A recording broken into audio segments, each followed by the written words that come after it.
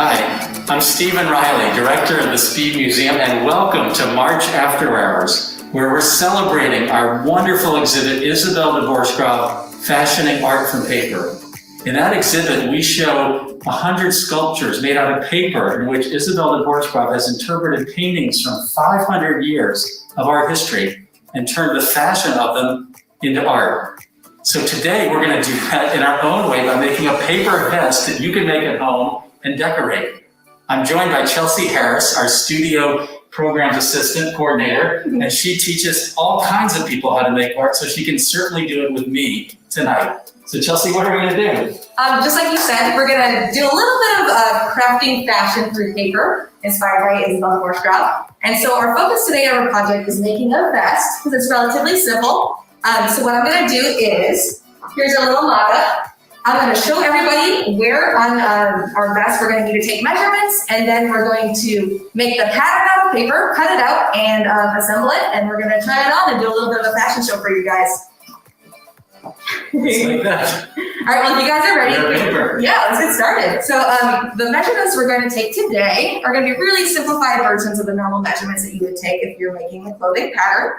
So on here we can see we're going to need the height of the vest and the width of the vest. And I also measured to kind of get an idea of how wide the shoulders should be.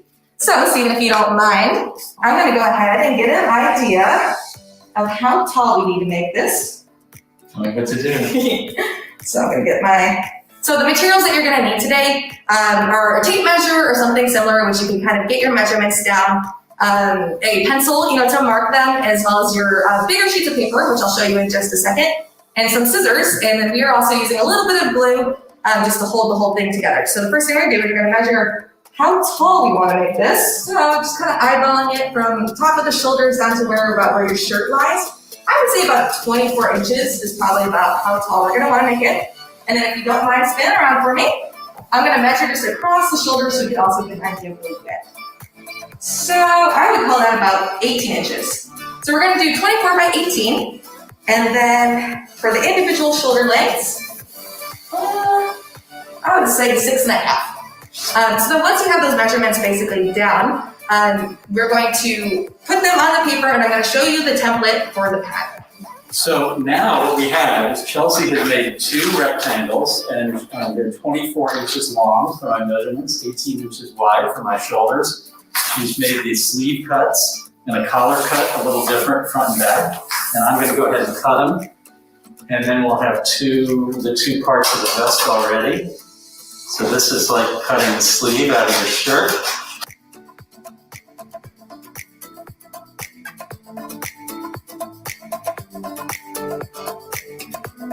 So while he cuts out the front part of the neck, I'll just explain here that I have taken the measurements again from the shoulders and about 1/3 of the way up for the sides.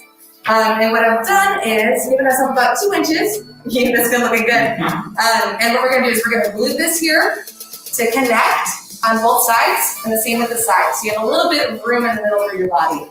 I don't know if you want to open the middle of your vest, if you're going for a little bit more of a sweater vest look and pull it over the top.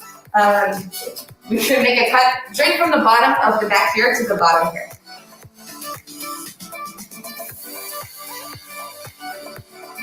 And again, I'm just adding a little bit of glue here to the folded over flap. So this is where it's going to connect on the inside of the vest so that you have your separate pieces made into one. So, just adding a little bit of glue here. And if you want to do the same, here's your glue stick.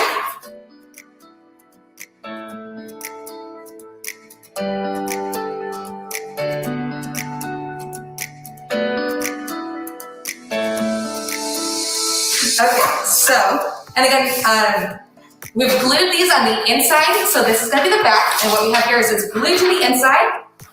I'm going to take this here and glue it again.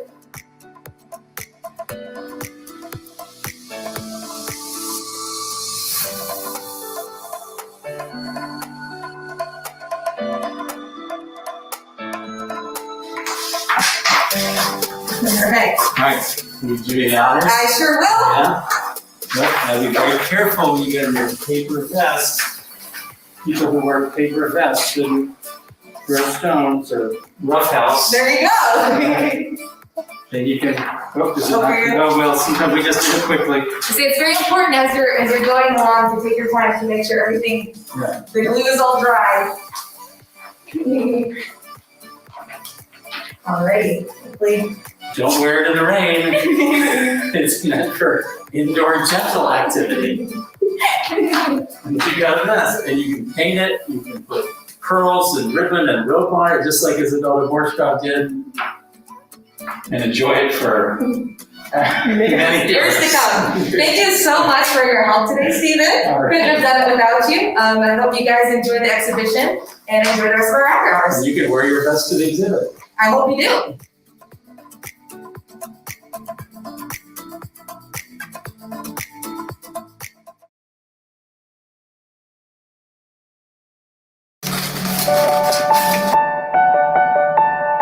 My name is Liz Morse, and I'm the design manager at the Speed Art Museum.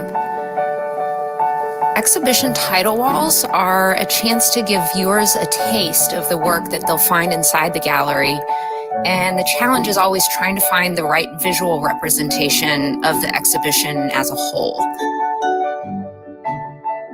While I was brainstorming on the title wall for the Isabelle De Borchgrave exhibition, it very quickly became apparent that our normal wall vinyl just wouldn't do the trick. Isabelle's work is all paper, but none of it is flat. So I took a deep dive into examining her process and technique and started folding and crinkling, rolling, braiding, coiling, twisting, and otherwise manipulating simple brown craft paper. I ultimately ended up creating the letters of her name as a 17-foot three-dimensional paper sculpture.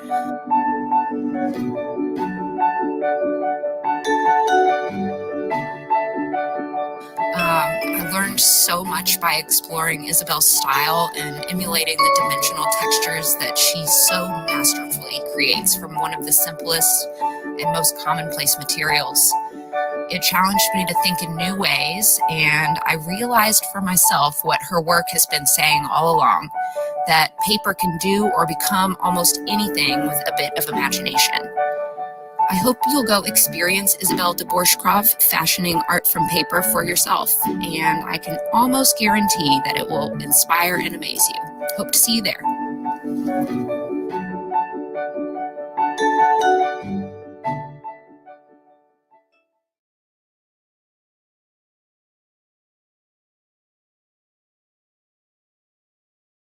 Good evening and welcome to a conversation about Ballets Russes with the Louisville Ballet. I'm Abby Shue, Deputy Director of External Relations and Advancement at the Speed Art Museum, and also a ballerina in a former life. And so I'm so delighted to be here in conversation tonight with Andy and Robert. At the Speed, we're very excited about an exhibit that we opened last month called Isabelle De Boersgrav Fashioning Art from Paper. In this exhibit, Belgian artist Isabelle De Boersgrav creates elaborate dresses and gowns and costumes and sculptures, all from paper. And an entire section of the exhibit is dedicated to costumes from the Ballets Russes. Really a company that's regarded as the most influential ballet company of the 20th century, and for which we know ballet in America has changed entirely from their influence. And so with me tonight, we have Louisville Ballet's artistic director, Robert Curran, and also resident choreographer, Andy Schermoly. And I'm so excited to have them both here. And I'm going to turn it to them to briefly introduce themselves. Hi, I'm Robert Curran, artistic director, Louisville Ballet. Really happy to be joining you all. And I have been saying since I saw the exhibit, my head literally popped off when I saw the Ballets Russes section. It was so inspiring. It's such an important company to me, and I'm so glad to be here talking about it with you all. Hi, I'm Andy Schermoly. I'm living in Louisville now, resident choreographer with Louisville Ballet, and I've yet to see the exhibit, but have heard a lot about it, and I'm sure it's incredible, as the Ballets Russes was incredible and influential, and just excited to talk about it. Well, great. Thank you all both for being here. We'll get started with a little bit of background about the Ballets Russes in general and why was this company so important and so influential. And then we'll move from there to talk about work that Louisville Ballet is doing today and how a lot of that creative process is actually rooted in and inspired by the Ballet Russe. So, Andy, I'll start with you. Would you mind telling me a little bit about, why the Ballet Russe is regarded as one of the most influential ballet companies of all time?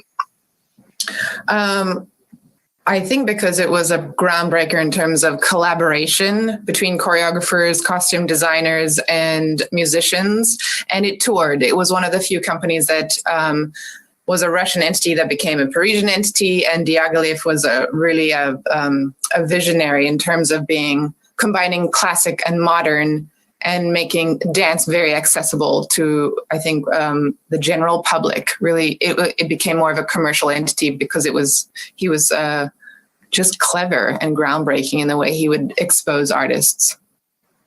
Absolutely. And Robert, feel free to add anything to that as well. Yeah, I think the collaborations between the choreographers and the composers and the costume designers and the visual arts world, the fact that D.I.Y brought together Stravinsky, Debussy, Satie, Nijinsky, Massin, Fokine, Picasso, Matisse, Goncharova, these amazing artists to collaborate together. And he would sometimes quite literally lock them in a room and say, don't come out until you've got something that I'm happy to put on stage with the Ballet Russes. And they would get in there and do some really, really exciting, groundbreaking stuff. That's so great. Well, and I know, Robert, the Ballet Russes also was influential in your career, both as a dancer, but also now as an artistic director, and would love for you to share more about roots in Australia and now in Louisville too. Yeah. So as Andy mentioned, the Ballet Russes was a touring company. Primarily, they were based in Paris, but they toured a lot. And in the 30s, they toured to Australia. And a lot of the ballerinas that were dancing with the Ballet Russes, ballerinas like Irina Baronova and Ballerina Tweedy, they all decided to settle in Australia. And they started their ballet schools. Their ballet schools kind of grew into civic companies, and the Australian ballet was birthed through that process. So there wouldn't really be an Australian ballet as it exists right now if it wasn't for the tours that the Ballet Russes took to Australia in the 30s. And so my career would not be what it was as a dancer. And the Australian Ballet honored that history in a 4-year program when I was a principal with the company. So we did 4 years worth of programming honoring the 100th anniversary of the formation of the Ballet Russes. And I got to work and collaborate with choreographers from all over the world on new works, brand new works, also on reimaginings of some of the Ballet Russes original works, reimaginings of those, and a lot of seminars and symposiums that really dug into the importance of the company and how they worked.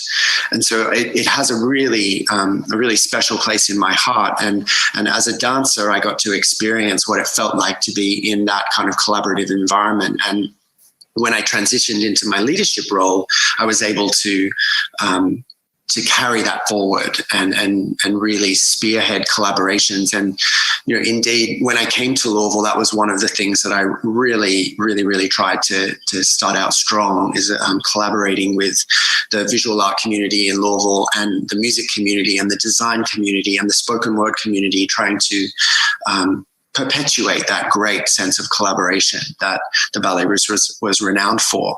And actually, in terms of a Louisville connection, Louisville Ballet was formed in 1952. We're going into our 70th anniversary next season. And just 3 years after the ballet company was formed as a civic company, Alexandra Danilova came to Louisville to work with the company, to dance with the company, to coach the company.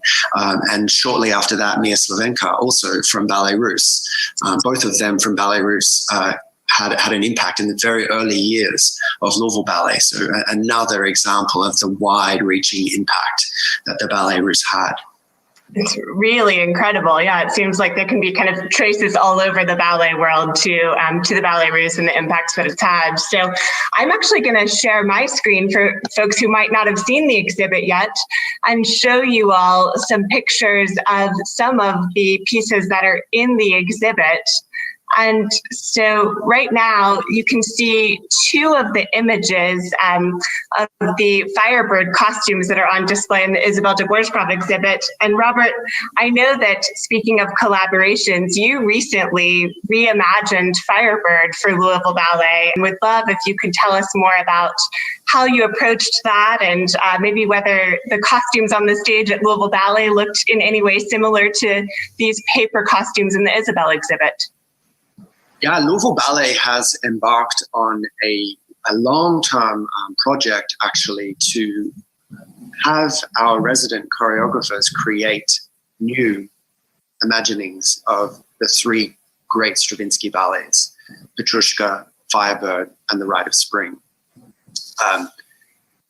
And Firebird was one of the commissions from Lucas Jervis, our resident choreographer, one of our resident choreographers. And that premiered in 2018, in the fall of 2018.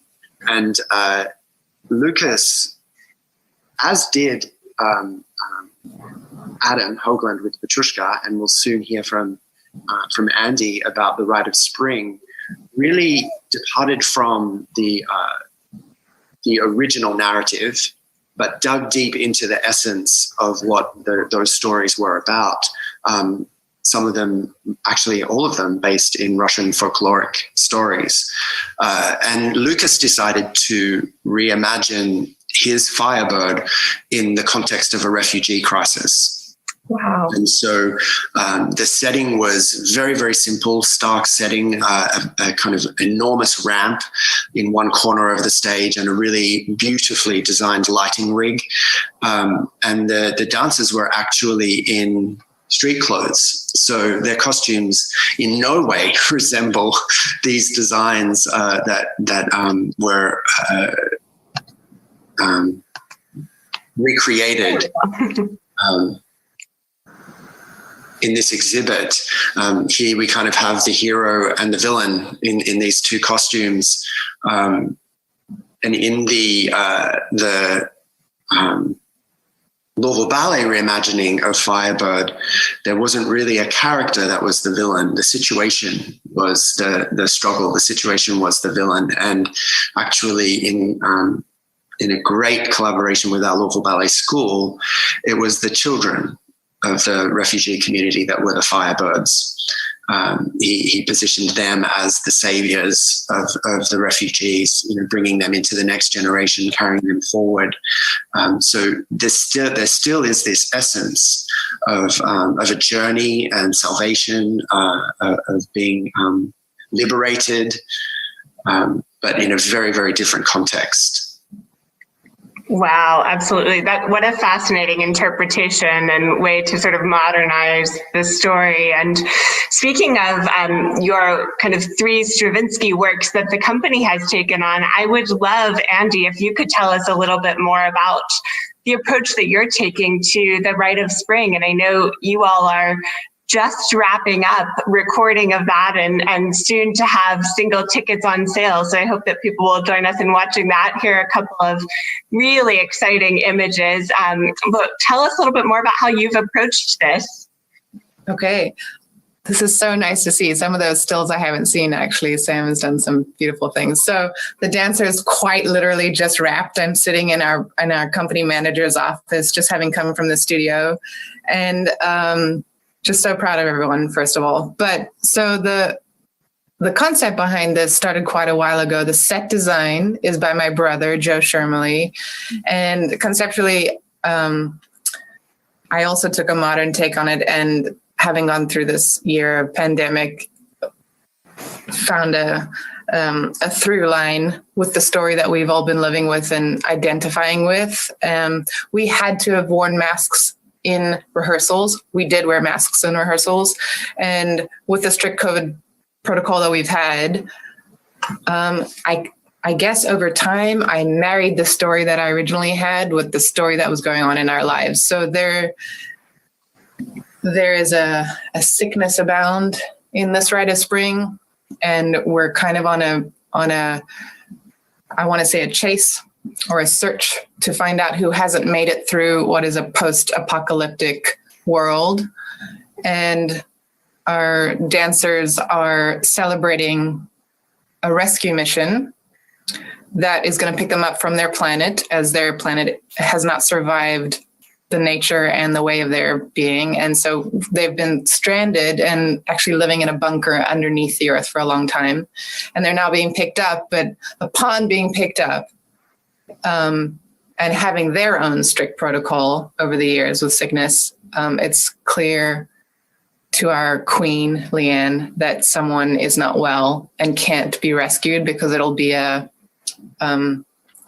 detriment to the tribe. So the chosen one is somebody who's unwell, and sort of straying from the idea that maybe we were suffering or sacrificing somebody for the gods for a Rite of Spring. It's more that we're abandoning somebody for their Rite of Spring, for the continuation of their race.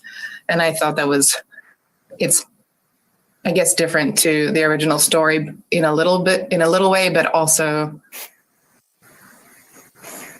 I hope, in a way, being so sad that it gives us hope that we don't abandon people, especially in this time of what we've been going through, that we don't do that, because it's really, it's heartbreaking. And the more we've gone through this process in the studio, the more heartbreaking it's become, actually. So it's been nice to live this with everyone. And the world has been very immersive. The costumes have been, I want to say, I haven't designed them per se. I've chosen them, and then sought them out through different venues and people that have created the actual materials. But I wanted it to look as weird and distant as possible, and yet relative. Wow, I can't wait to see it. It looks really, really interesting. And I love kind of the pandemic angle on the story that you've taken. And I know we're all grateful to be seeing a little bit of a light at the end of the tunnel and a little bit of kind of forward progress. And I know you all are talking about a return to the stages next season, which is really exciting for all of us, and hopefully, yes, exactly, and for the dancers as well. So we'll keep our fingers crossed. But speaking of wearing strange things when you dance, I obviously went to this exhibit and thought there's something ironic about these very elaborate, very beautiful paper costumes that, of course, if you danced in them, would immediately be torn to shreds. And wonder, are there ever paper costumes in ballet? Have you all ever seen that? Have you all ever danced in paper costumes? And what's it like? Does it work? I have seen paper costumes. I've never performed in a paper costume. I do think it brings up a whole lot of logistical challenges. Obviously, very hot and sweaty, and that paper is not going to last for very long. But I also kind of like the idea of the sound that you could. You can use the movement when you can be in a paper costume. But I've seen a ballet where the dancers were paper. They were actually paper cutouts. So Funny. In a row, and it was just a big paper cutout, and they would just cut out two sides of the paper, giant sheets of paper. They just had loads and loads and loads of them, and they would just literally staple them together in two pieces, and the dancers would get it. That's amazing. Staple them, and they'd go out and they'd do their thing, and then they'd go in the trash or in the recycling, and then the next night it would be a brand new. Quite labor-intensive costume design. Yeah. But that's my only experience, I believe, of paper costumes. I mean, there's paper involved in a lot of costumes. Our Coppelia that we did, in 2015, had enormous masks, numbers of masks, and they were all paper mache masks. So it's used, but I haven't seen very many. Sure. Being paper. Yeah, that's great. Well, Thank you both, Robert and Andy, for joining us and providing so much insight about the Ballets Russes and about the exciting work happening at Louisville Ballet. And I know we'll include information about tickets for Rite of Spring and hope that you all will tune into that virtual performance. And if you've not already, I hope that you all will all visit Isabelle De Boersgrav Fashioning Art from Paper at this speed. It's with us through August 22nd, so there's plenty of time, and we hope that we'll see you at the speed soon. Thank you both. Thank you so much for having us. Thank you. Hello, everyone. My name is Brooks Ritter. Thank you all for having us at the Speed Art Museum. We're grateful to be here in the comfort of our home. Wish we could be there in person with you guys, but this is where we're at, and we're just thankful for the opportunity to play you some brand new songs. I just released a new EP this year called Ghosts Come to Life. If you plug in any of your favorite streaming services or iTunes or whatever you buy music from, look up Ghosts Come to Life by Brooks Ritter. You'll find it. We're going to play you some of those songs. This was the first single. This is Devil's Teeth.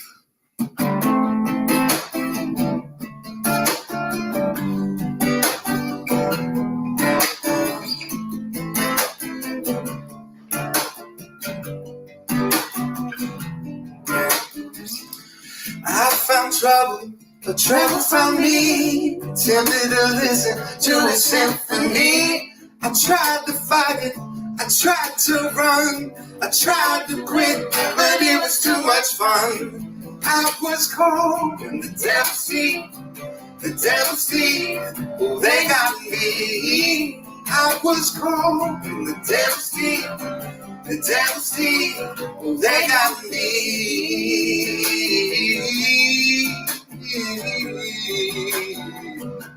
They got me.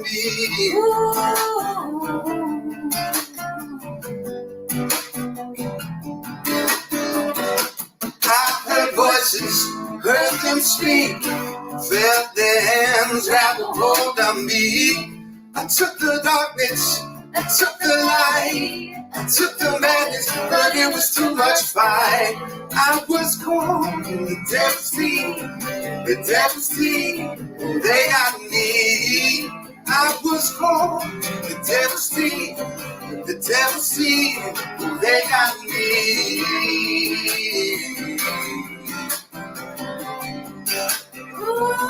They got me.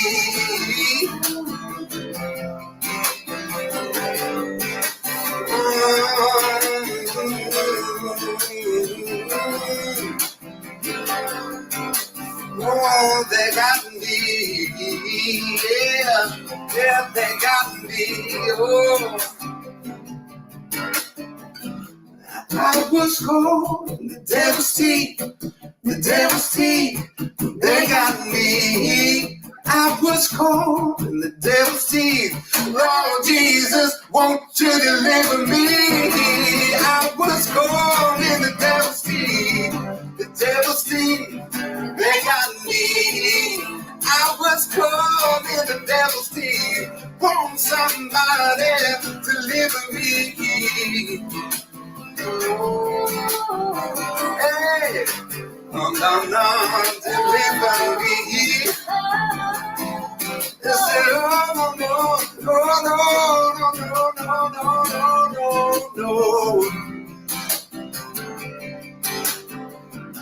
They got me.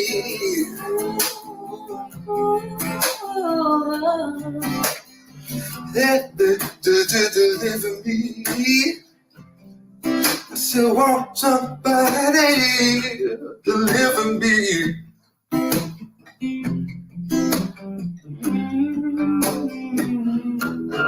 Deliver me.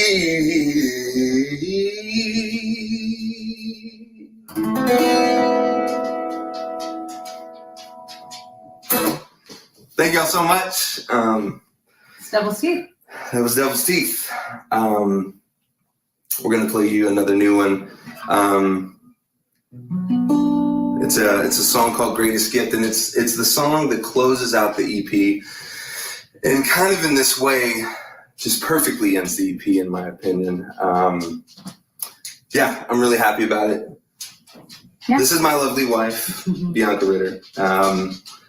And she sang on the EP as well. As you hear her lovely harmonies, you're like, wait a second. If you've listened to the EP, which I hope you do, you'll be like, oh, that's lovely and reminiscent of the EP. It's her.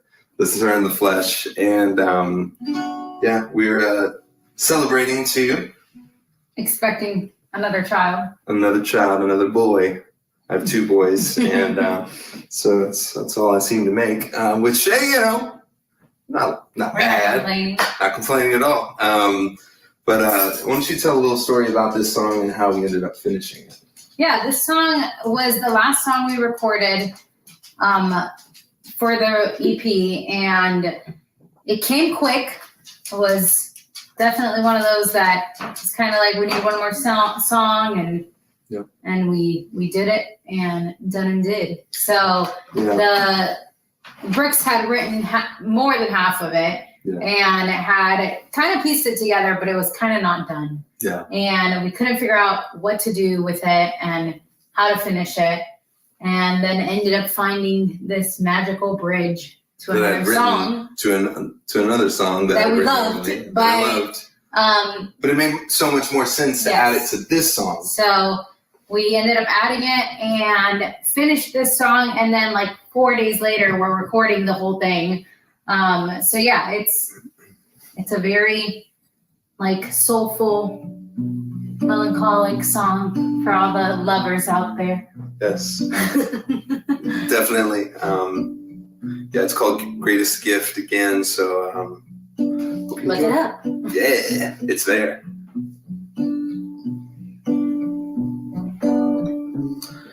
I fell asleep the other night.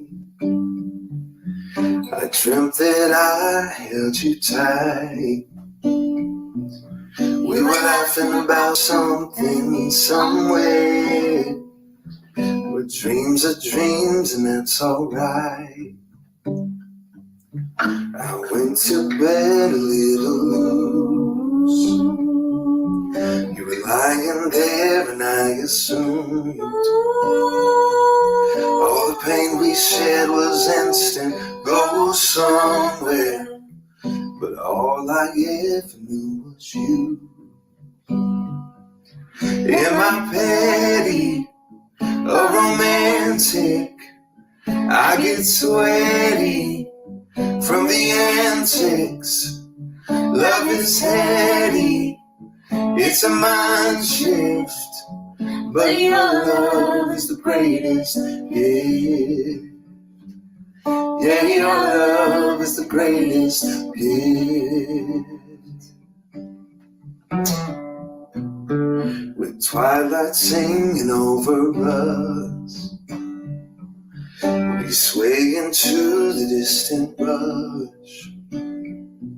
All the people trying so hard their own way, while we walk into a greater love.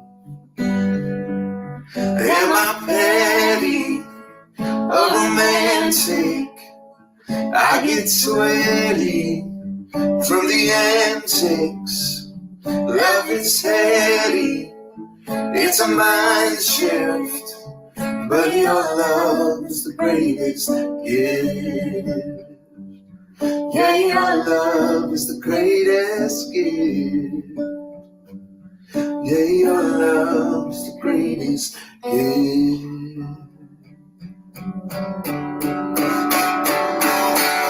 The ocean water's calling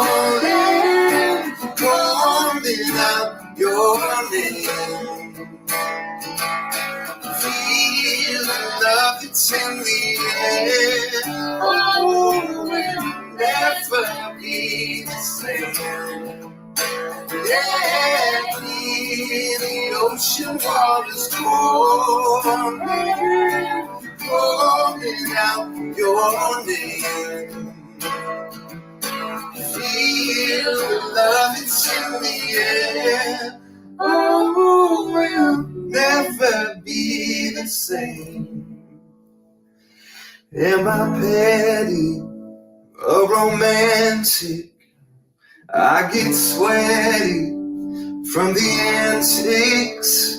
Love is heady, it's a mind shift. Oh, am I petty or romantic? I get sweaty from the antics. Love is heady, it's a mind shift. Oh, your love. Your love, your love, yeah, your love, greatest gift. Your love, yeah, your love is the greatest gift. Yeah, your love is the greatest gift.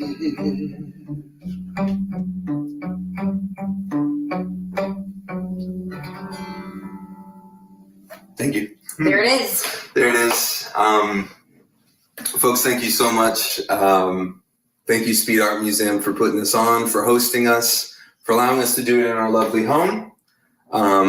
Again, I'm on social media at Brooks Ritter Music, on Instagram, Facebook, on Twitter. I'm Mr. Brooks Ritter, at Mr. Brooks Ritter. Brooks Ritter apparently was taken, and I didn't have the forethought to think about the fact that Instagram would be a thing someday to do Brooks Ritter Music when I open the account.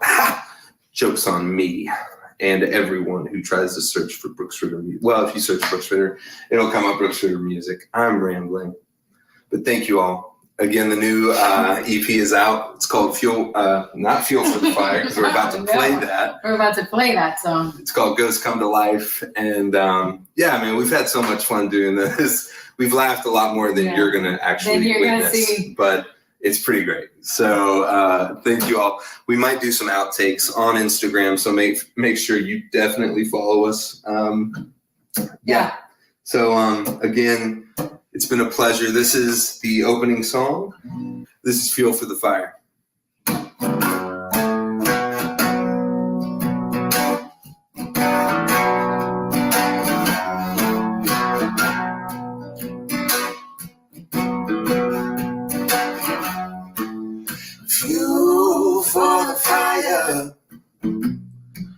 That's what she said. Fuel for the fire. Her eyes were red. Wait for the wind to blow, and the fire spreads.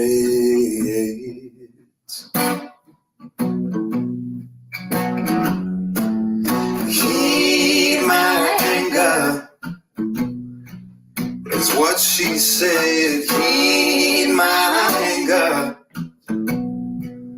Her eyes were red, wait for her prey to fall, and her eyes were dead. Got nothing left to lose. Got nothing left to lose. Nothing left to lose. Nothing left to lose. He's my demon. That's what I say. She's my demon. My bed she lays, wait for the night to fall, to the break of day. Got nothing left to lose. Nothing left to lose. Nothing left to lose. Nothing left to lose.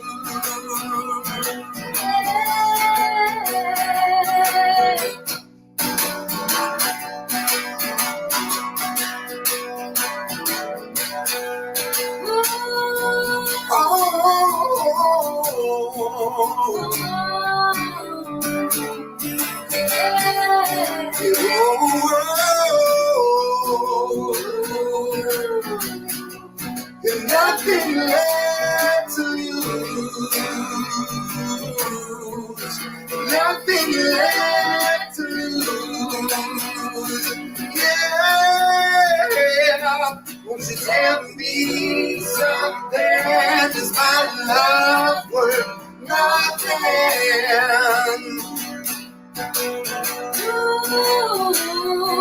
Won't you tell me something? Is my love worth nothing? Ooh, yeah. Fuel for the fire. Fuel for the fire. Fuel for the fire. Fuel for the fire. Thank you guys so much. Thank you for tuning in. Much blessings to you. Thank you. Again, follow us on social media. We hope to see you live in 2021. Very soon. Bye. Thank you.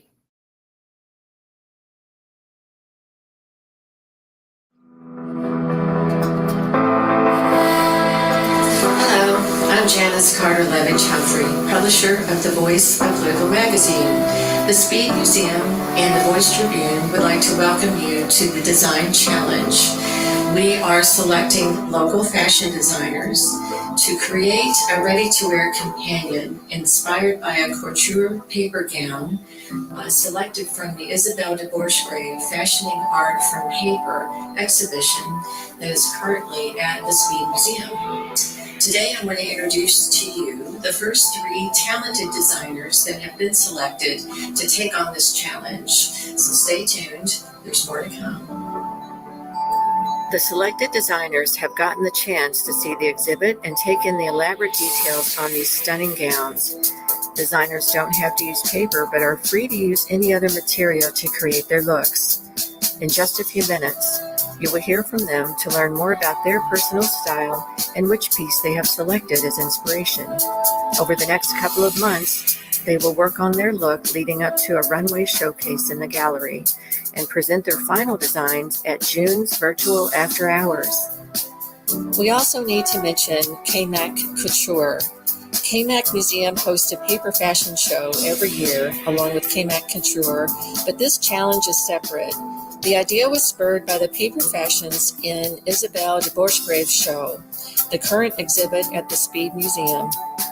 The fashion designers participating in this one-time challenge are Edward Taylor, founder and head designer for Louisville's non-binary clothing line, Evangelique Designs, Pascal Ballard, art director for the Voice Tribune, and Frankie Lewis, contestant on season 17 of Project Runway.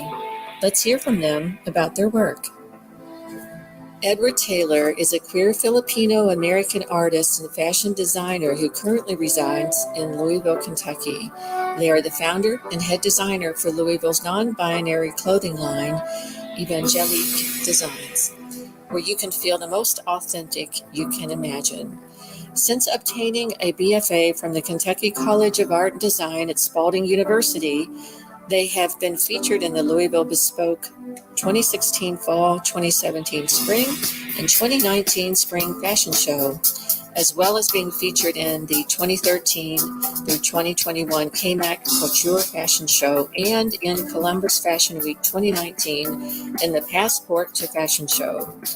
Taylor was also aired on WDRB in 2021 for their work in KMAC Couture and featured in several Louisville-based magazines such as the Voice Tribune for the Voice of Louisville magazine.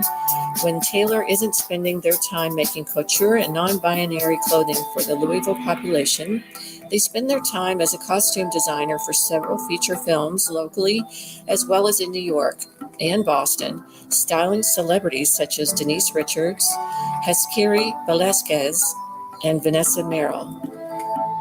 Next up, let me introduce Pascal Ballard. Pascal Ballard is the current art director for the Voice Tribune. Meeting deadlines and fussing over tea-fueled layouts is what it's all about. In their downtime, Pascal concocts new weird things to wear and adventures with partner James, who is the official tea maker, along with their dog, Scotchy Morsel. We welcome Pascal to this challenge and look forward to her creations. Let me introduce Frankie Lewis. Frances Frankie Lewis is a Louisville, Kentucky native, a Southern Indiana adoptee, and a Los Angelian in training. As Frankie puts it, Los Angeles has my home, but Louisville has my heart. A graduate of the University of Louisville's Theater Arts Department, Frankie developed her sewing skills and love for design under the guidance of Zana Goldentool and Melissa Shepard of the U of L Costume Shop. Her training as both a theatrical performer and costumer has majorly influenced Frankie's work. Frankie's love for community is the foundation for Frankie Lou, a full-service fashion house that aims to minimize our impact on the environment and maximize our impact on the community. Through special projects, Frankie Lou, and wearable art, Frankie uses fashion to try and leave the world a little better and give back to the communities that made her.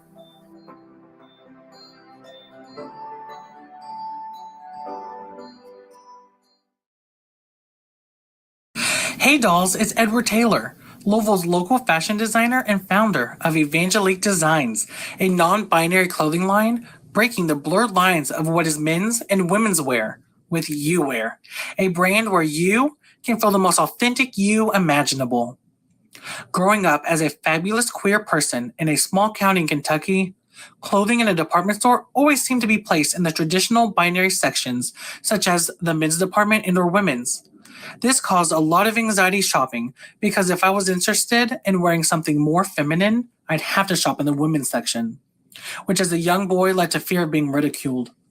Evangelique Designs eliminates that fear with you wear, because fashion should be enjoyed by everyone, no matter the association they have for themselves. Be authentically you and what makes you, well, you. We're all a blank canvas, and at Evangelique Designs, you're your own unique doll, ready to be dressed in the fashions of your choice. As a designer, I tend to be inspired by the campy and whimsical approach to drag culture, superheroes, and the nostalgia of childhood, such as the marketing and designs of toys.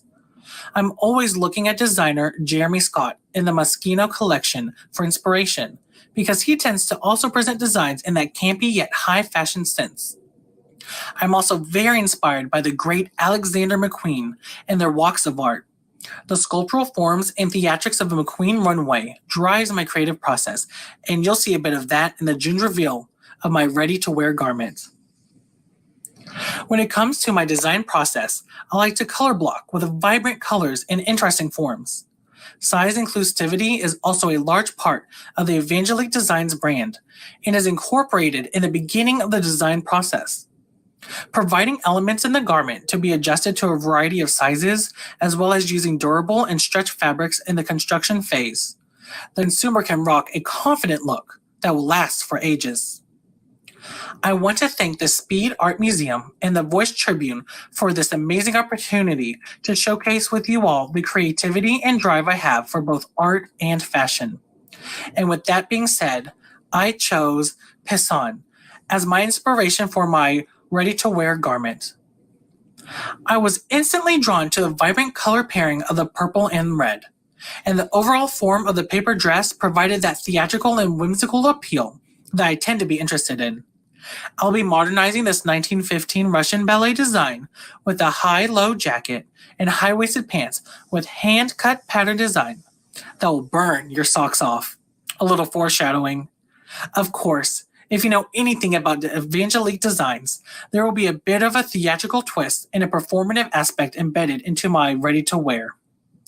I can't wait to amplify my ability to heights not yet seen, so be prepared. And as always and utmost importance, Black Lives Matter. Thank you, dolls, for indulging in what I have to say. Welcome to the Dollhouse. With love, Edward Taylor. Welcome to my studio. I'm Pascal Bellard, the art director for The Voice of Louisville, and I'm really excited to be taking part in the Speed Museum Isabelle De Borchgrave Design Challenge for this summer. I'm a BFA in graphic design, but I've been sewing since I was about 16. I was really inspired by a lot of books I was reading. If you've ever seen Lady Hawk, everybody in that wears a cloak, and I really wanted a cloak. So that was my very first project, was figuring that out.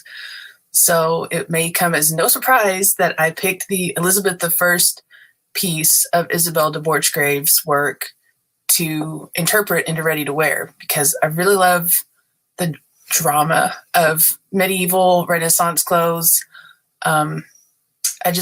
The lace color on that really caught my eye. The piece in person was like a little hidden surprise that down the back there are kind of like these pennants, and I wanted to incorporate that as well. A lot of the clothes that I am inspired by are cosplay or historical, which seem a little too impractical for everyday wear. They're bigger, they're larger than life. So when I would make those, I would realize that I wasn't wearing them as much as the effort and detail that I was putting into them. So I just evolved to incorporate touches of those to my everyday wardrobe. So this challenge is pretty much already what I do for my everyday wardrobe, kind of bringing it kind of like into like a secret interpretation. You could wear it to the grocery store and you might not realize what it was originally from, but it would still be interesting. So this is right up my alley. This is exactly what I love to do. And I'm very excited to work on something to show you guys later on in this year. Thanks for having me.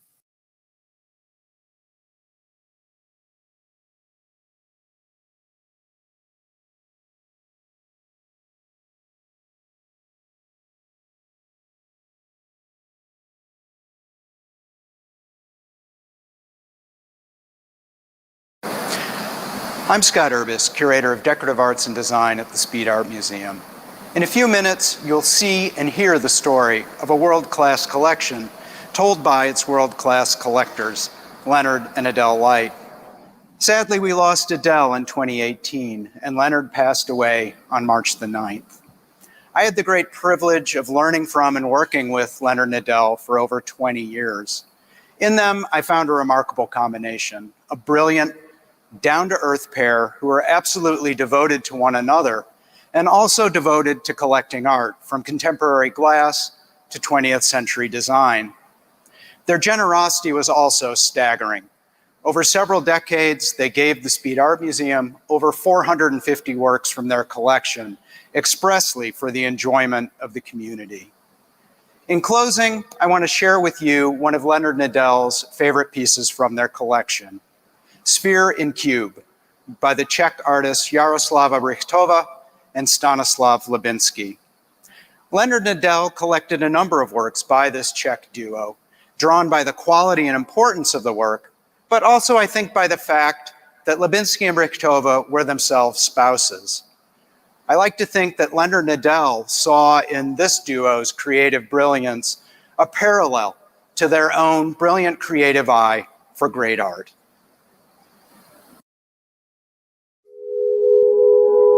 Adele had finished a year of social work and was working for the summer at the hospital, which I was interning in Brooklyn. And that's how we met. She had gone to school in Tulane, in New Orleans. Yeah, it was just a summer job that I had and had to go back the next year.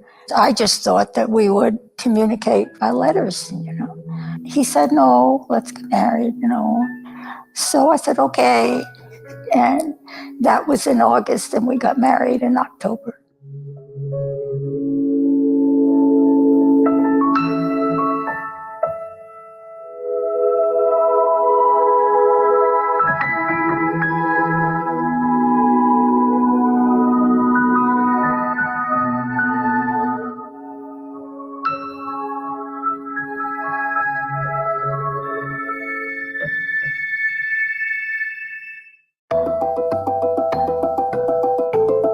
Not only were we encountering each other as people for the first time, but all these other things we were encountering relatively early in our lives that had an effect. When we would travel with the children, which would be by car, there were a lot of craft shops in America, and somehow we riveted to craft shops. We were always interested in our house and embellishing the house. When we saw something we liked, we wanted it.